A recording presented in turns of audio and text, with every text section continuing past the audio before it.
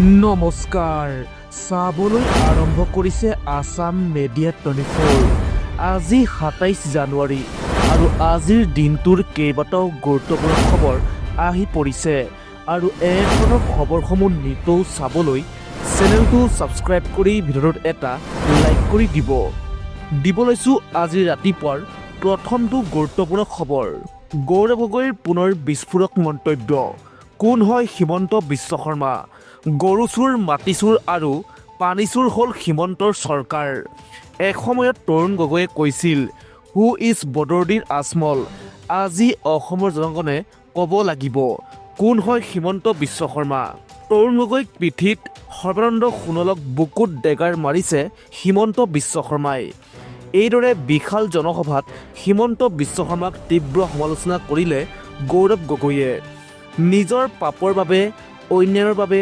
অহংকাৰ আৰু ভ্ৰষ্টাচাৰী শাসনৰ বাবে হিমন্ত বিশ্ব শৰ্মা জেললৈ যাব নিজকে বচাবৰ বাবে আকৌ ৰাহুল গান্ধীৰ ওচৰলৈ যাব লাগিব ৰাহুল গান্ধীৰ মনটো যথেষ্ট ভাল ৰাহুল গান্ধীৰ ওচৰলৈ গৈ ক্ষমা বিচাৰিলেও আকৌ কংগ্ৰেছলৈ অহাৰ অনুমতি নিদিওঁ বুলি কয় গৌৰৱ গগৈয়ে এইদৰে হিমন্ত বিশ্ব শৰ্মাৰ বিৰুদ্ধে বিস্ফোৰক মন্তব্য সাংসদ গৌৰৱ গগৈৰ দিব লৈছোঁ আন এটা বিগ ব্ৰেকিং নিউজ এইবাৰ আমিনগাঁৱত মুখ্যমন্ত্ৰীৰ বাবে নিৰ্মাণ হ'ব ৰাজমহল 9 কোটি 51 লাখ টকাৰে আমিনগাঁৱত মুখ্যমন্ত্ৰীৰ আৱাস নিৰ্মাণৰ প্ৰস্তুতি দিছপুৰৰ পৰিৱৰ্তে 15 মাহৰ ভিতৰত আমিনগাঁৱত নিৰ্মাণ হ'ব মুখ্যমন্ত্ৰীৰ নিবাস ঋণ লৈ ঘিউ খোৱা ৰজাৰ বিলাসক লৈ চৰ্চা এতিয়া প্ৰজাৰ জনতাক ঘৰ সাজিবলৈ 1,30,000 কিন্তু ৰজাক লাগে 9 কোটি টকা ঋণৰ ওপৰত ঋণ লৈ ৰাজ্য চলাই থকা অসম চৰকাৰে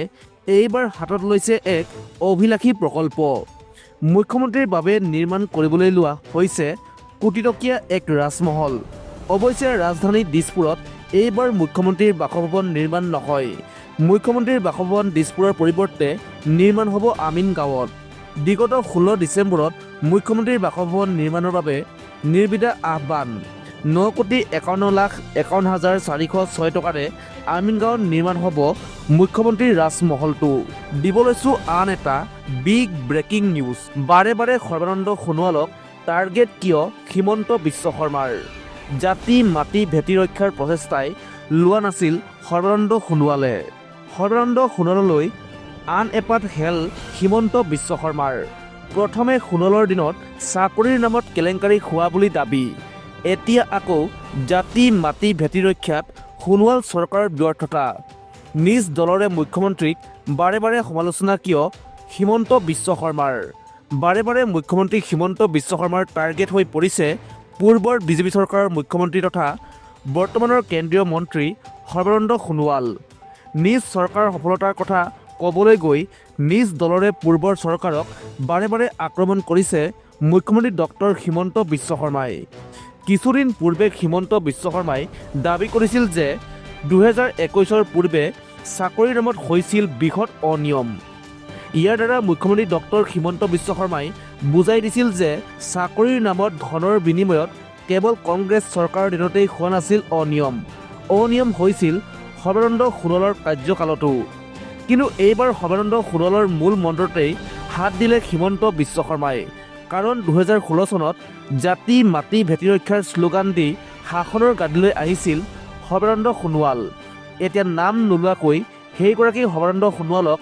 জাতি মাটি ভেটি ৰক্ষাৰ ক্ষেত্ৰত ব্যৰ্থ সজালে মুখ্যমন্ত্ৰী ডক্টৰ হিমন্ত বিশ্ব শৰ্মাই দিব লৈছোঁ আন এটা বিগ ব্ৰেকিং নিউজ মিয়াৰ প্ৰেমত অন্ধ গৌৰৱ গগৈ যদি গৌৰৱ গগৈৰ সাহস আছে সনাতনী হিচাপে গৌৰৱ কৰক তুষ্টিকৰণ আৰু ভোট বেংকৰ ৰাজনীতিত অন্ধ হৈ পৰিছে গৌৰৱ গগৈ হিমন্ত বিশ্ব শৰ্মাই গৌৰৱ গগৈৰ পৰা চাৰ্টিফিকেট ল'ব নালাগে জাতীয় স্বাভিমান থকা ব্যক্তিয়ে গৌৰৱ গগৈৰ মানসিকতাক সমৰ্থন নকৰে আজিৰ ব্যৱস্থাত কোনেও ভোট চুৰি কৰিব নোৱাৰে দেশ স্বাধীন হোৱাৰ পাছত প্ৰথম ভোট চুৰি কৰিছিল কংগ্ৰেছেই প্ৰধানমন্ত্ৰী নিৰ্বাচনৰ ক্ষেত্ৰত ভোট চুৰি কৰিছিল কংগ্ৰেছে বিজেপিয়ে ভোট চুৰি কৰিবই নালাগে কাৰোবাৰ নাম যদি কিবা কাৰণত কৰ্তন হৈছে অভিযোগ দিয়ক এখন শুদ্ধ ভোটাৰ তালিকাৰ বাবে বিজেপিৰ কাৰ্যকৰ্তাই দেখুৱাই কাম কৰিব আধুনিক জিন্নাৰ বংশধৰৰ পৰা প্ৰতিজন ভাৰতীয় সাৱধান থকাটো উচিত আমি আজি এখন